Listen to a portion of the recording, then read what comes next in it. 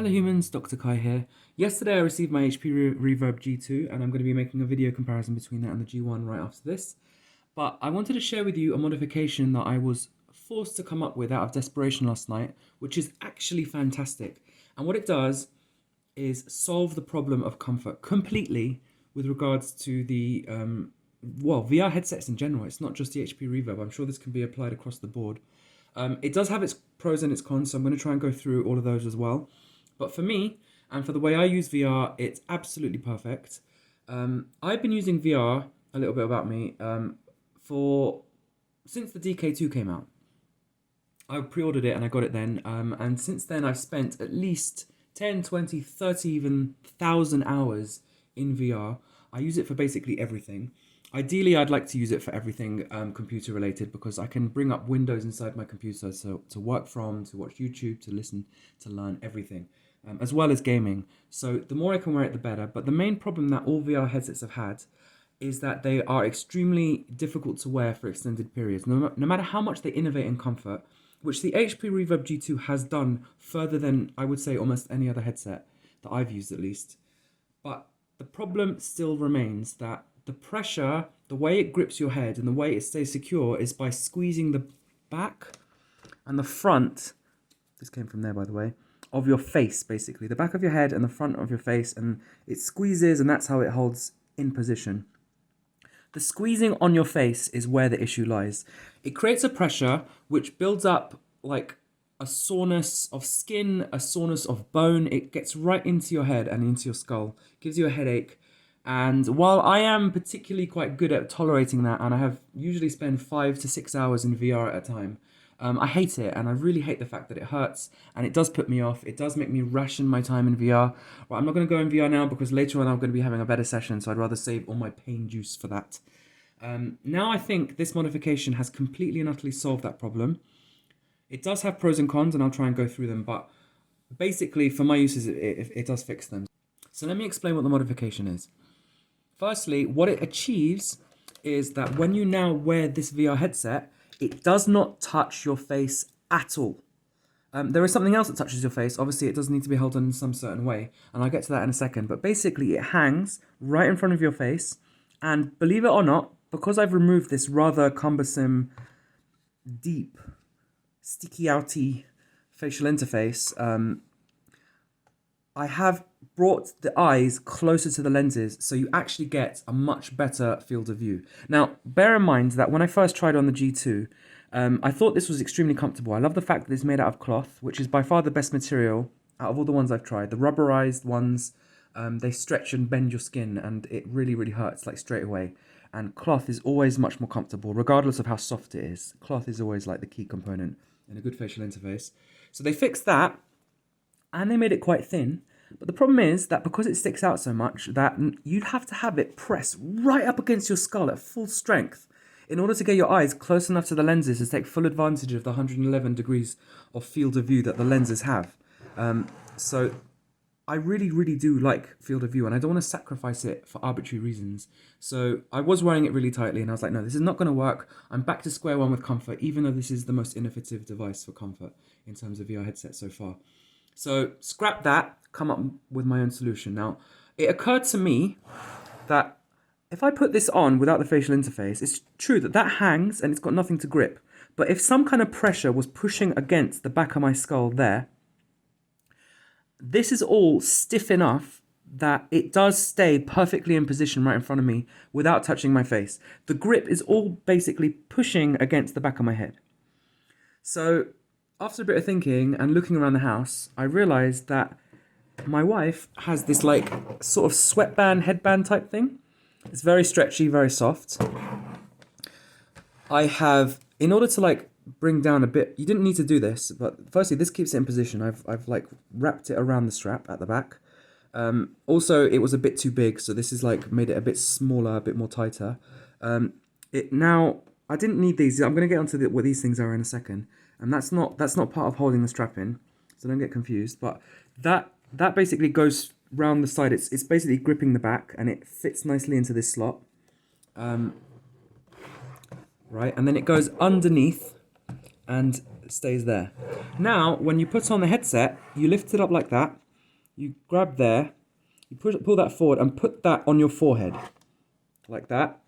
And then it grips your forehead, and then the lenses basically just hover nicely in front of your eyes.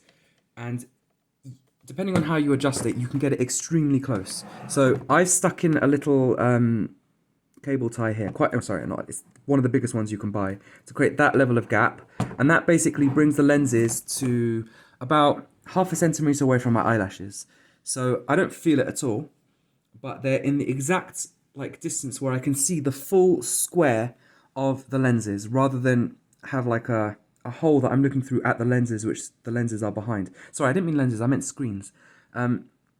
The screens are squares, and normally what you see when you wear VR is like a circle, because you're looking through the circle of the lenses, and behind are the screens. And I've got so close that you can actually see the whole square, which is more natural in a sense, and also it takes full advantage of the entire field of view.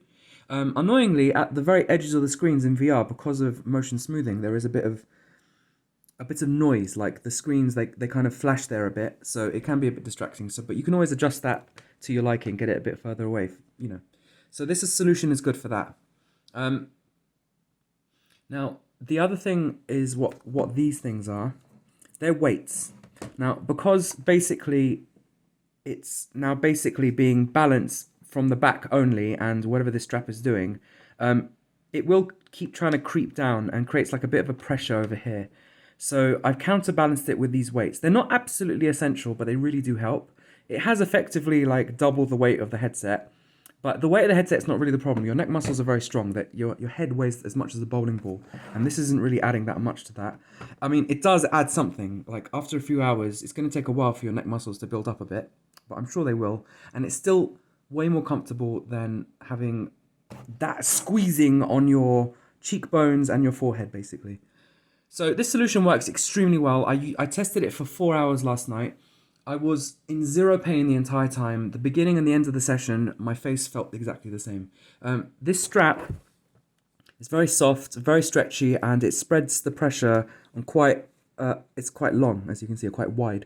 So that width is quite useful.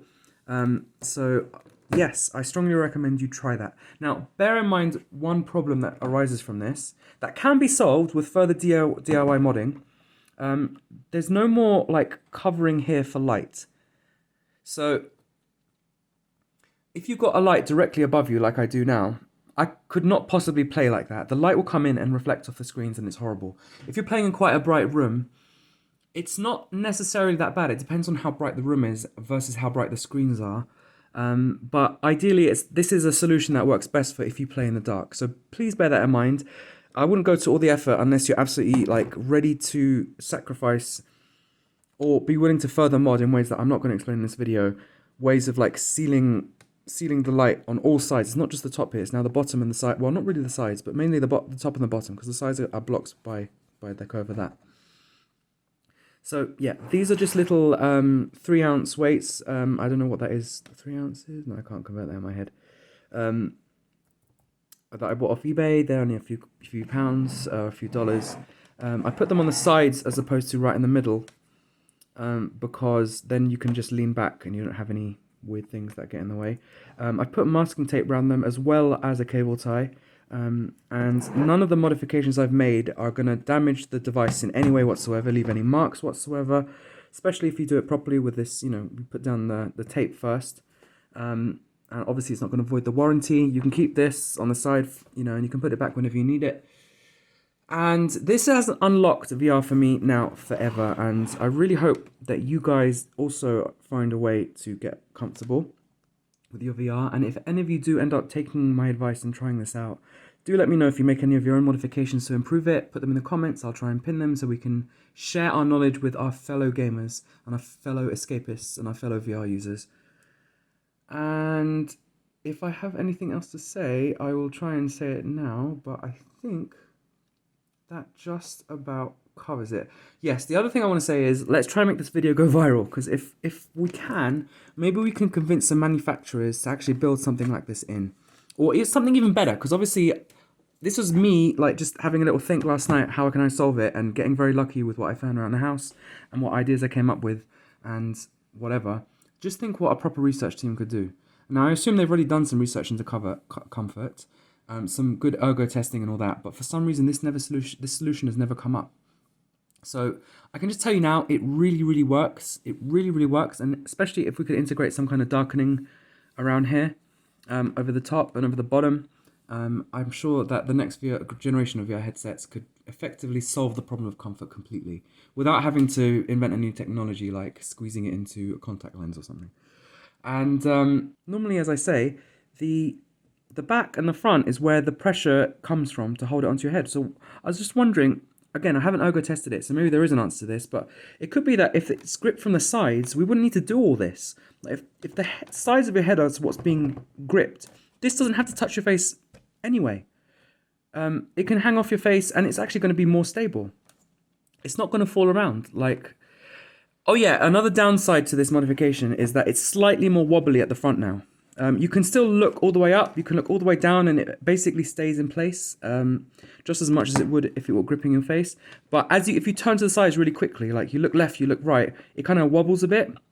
That doesn't bother me, but it might bother some of you. So again, this solution isn't necessary for everyone, but it's definitely going to be for some people, and I really want to get this information out, and I want you guys to try it, and I want you guys to benefit from it. I want you guys to improve it, and I want to know like what you guys think. So leave some comments, and let's hopefully improve VR for everyone, because VR is great, and if we could do everything in VR, especially now that we all work from home and all that sort of stuff, we could spend even more time in it. We can do our work in it with display tools. I got a video about that. They're called OVR tools, and we can just live in VR basically. As long as we're at our computer, we can be in VR, especially now with the HP Reverb G2 with its extreme clarity. Anyway, that's all for now. So long, humans. To the heavens to see what secrets they hold. Join me as I sail amongst the stars.